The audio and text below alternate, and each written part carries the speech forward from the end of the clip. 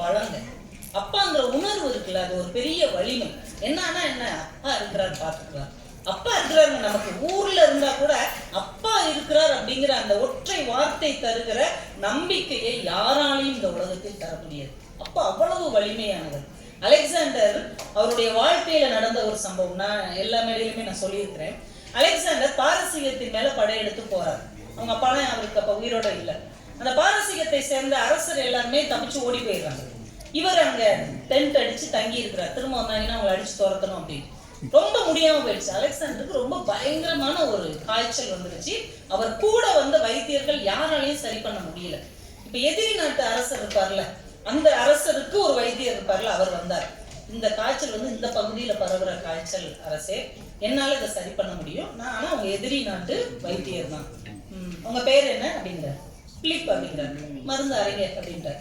மருந்து அரைச்சி கசாயம் எல்லாம் போட்டு ஒரு டம்ளர்ல கொடுக்குறாரு. இப்ப அலெக்சாண்டர் வாங்கி குடிக்க போறாரு. அலெக்சாண்டருடைய நம்பிக்கைக்குரிய அமைச்சர் குதிரையில வேகமா வர்றாரு. வந்து இன்னொரு தகவலை சொல்றாரு, ஒரு பேப்பரை கொடுக்குறாரு. இது வந்து அமைச்சர் கொடுத்த கடிதம், இந்த படை வீரன் கொண்டு வந்து கொடுக்குறான். அவர் வாங்கி படிக்கிறார். அதுல என்ன எழுதி இருக்குன்னா, அந்த எதிரி நாட்டு வைத்தியரை நம்பாதீங்க, அவன் நமக்கு துரோகி, அதுல விஷம் கலந்தாலும் கலந்திருப்பான், அதை குடிக்காதீங்க அப்படின்னு எழுதியிருக்கு. இவர் அந்த கடிதத்தை வைத்தியர் கையில கொடுத்துட்டு குடிச்சிட்டார். வைத்தியர் படிச்சுட்டு பதறார். இல்ல நாங்க அப்படியெல்லாம் தொழில் துரோகம் செய்வோமா, அதுல நான் விஷம் கலக்கல, மருந்து தான் கலந்துருக்கேன். பதறாதீங்க, நான் உங்ககிட்ட ஏதாவது கேட்டேன்னா, கடிதத்தை படிச்சுட்டு தானே உங்க மருந்தை நான் குடிச்சேன், நான் உங்களை நம்புறேன் அப்படின்னா. இப்படி உங்க அமைச்சர் சொல்லியும் கூட என்னை நீங்க நம்புறீங்களே, என்ன காரணம்? சிரித்து கொண்டே அலெக்சாண்டர் சொன்னார்.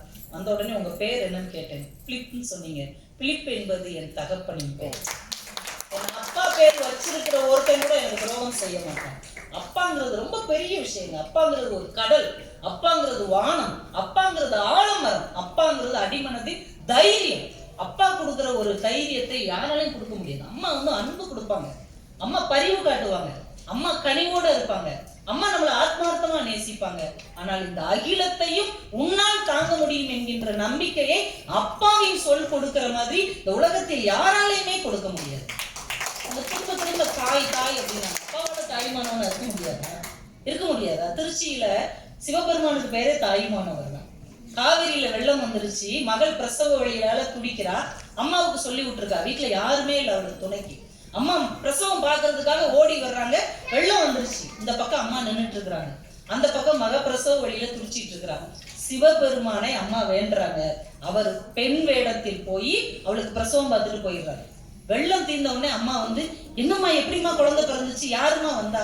நீ தானம்மா 2 நாளா என் கூட இருந்து பிரசவம் பார்த்த.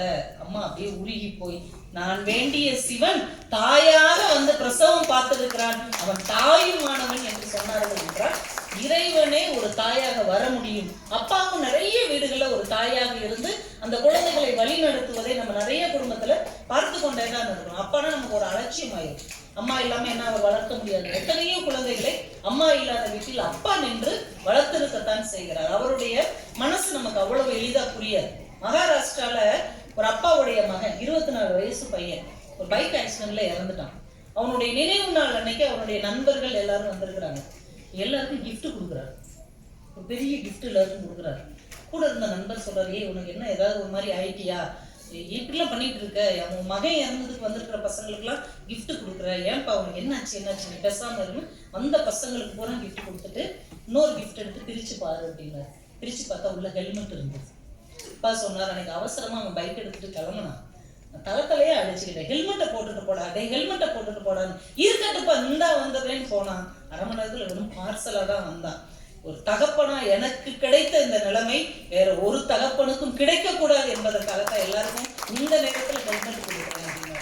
அதான் ஒரு துயரமான நேரத்தில் கூட அம்மா அழுதுகிட்டு இருப்பாங்க, ஆனா அப்பா தான் ஒரு அவேர்னஸோட இருப்பாங்க. இந்த நிலைமை இன்னொருத்தருக்கு வந்துடக்கூடாது, இந்த நேரத்துல சொன்னாதான் இவனுக்கு நெத்தில அடிச்ச மாதிரி புரியும் என்று நினைக்கக்கூடிய ஒரு சிந்தனைக்கு சொந்தக்காரர் தான் நம்முடைய அப்பா என்பதை நம்ம புரிந்து கொள்ள வேண்டும். காந்தி தன்னுடைய வாழ்க்கை வரலாற்றில் எழுதுறார், அவங்க அப்பா கடைசி கால மரணப்படுக்கையில் இருக்கிறார்.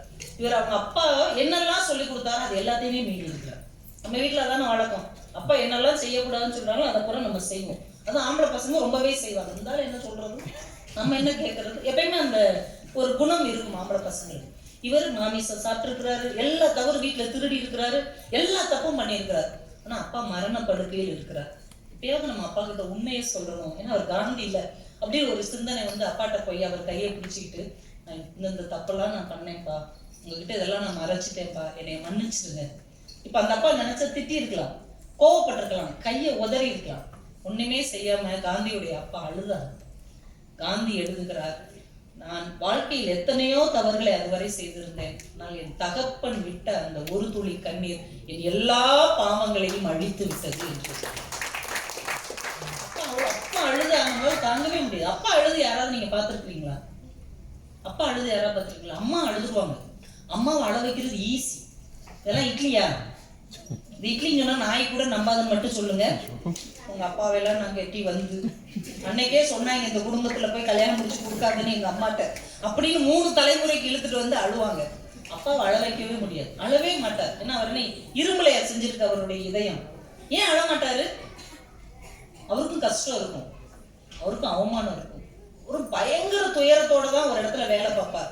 இந்த சிங்கப்பூர்ல அரபு நாடுகள்ல ஒரு அப்பா வேலைக்கு போறாருன்னா அவருடைய வேர்வை துளி தாங்க நம்ம வீட்டுல சென்டா மணத்துக்கிட்டு இருக்கு. அவர் சாப்பிட்ட பிரெட்டு தாங்க நமக்கு சாக்லேட்டா வந்து ஒரு டாலர் கொடுத்து ஒரு வாட்டர் பாட்டில் வாங்குவான்னு அவர் ஏங்கி கொண்டிருக்கிற தாகம் தான் நம்ம வீட்டுல குடி தண்ணீராக பன்னீராக மணந்து கொண்டிருக்கிறது என்றால் எல்லாத்துக்கும் கீழே அப்பா இருக்கிறார். ஆனா சொல்லி காட்டவே மாட்டார். உங்களுக்காக நாளா இப்படி உழைச்சு போட்டேனே ஒரு நாள் சொல்லவே மாட்டார், அழவே மாட்டார். ஏன் தெரியுமா? தான் அழுது ஒரு சொட்டு கண்ணீர் விட்டால் அந்த குடும்பத்தின் அமைதி குலைந்து போய்விடுமே என்கின்ற பதட்டத்தில் எந்த தகப்பனும் அழுவதே இல்லை. அதனால ஆண்களுக்கு அதிகமா மாற்றத்தான் இருக்கும். ஏன்னா இதயத்துல எல்லாத்தையும் போட்டு அடைச்சு அடைச்சு வெளிக்காட்டாம அது டப்புன்னு ஒரு நாள் வெளியில வந்து. அப்பா எதையும் வெளிக்காட்டாத மனிதன். காந்தி அவங்க அம்மாவை பத்தி ஒரு வார்த்தை எழுதினார். அவர் வெளிநாட்டுக்கு வரும்போது அவங்க அம்மா 3 சத்தியம் வாங்கினாங்க. புத்திரிப்பா, மாமிசம் சாப்பிடக்கூடாது, மது அருந்தக்கூடாது, இன்னொரு பெண்ணை பார்க்க கூடாது. காந்தி இங்கிலாந்து வந்து பாரிஸ்டர் பட்டம் முடிச்சுட்டு வீட்டுக்கு வரும்போது அவங்க அம்மா உயிரோட இல்லை. ஆனால் காந்தி சொல்லுகிறார், என் தாய் என்னிடம் சத்தியம் வாங்கினாள், ஆனால் அவள் இறந்து விட்டாள். ஆனால் என் தாய் வாங்கிய சத்தியம் கடைசி வரைக்கும் இறக்கவே இல்லை. அதனால்தான் நான் மோகன் கரம்சந்த் காந்தியாக மாறினேன். அப்பா ஒரு எல்லை என்றால் அம்மா இன்னொரு எல்லையில் நம்மை உயர்த்தக்கூடிய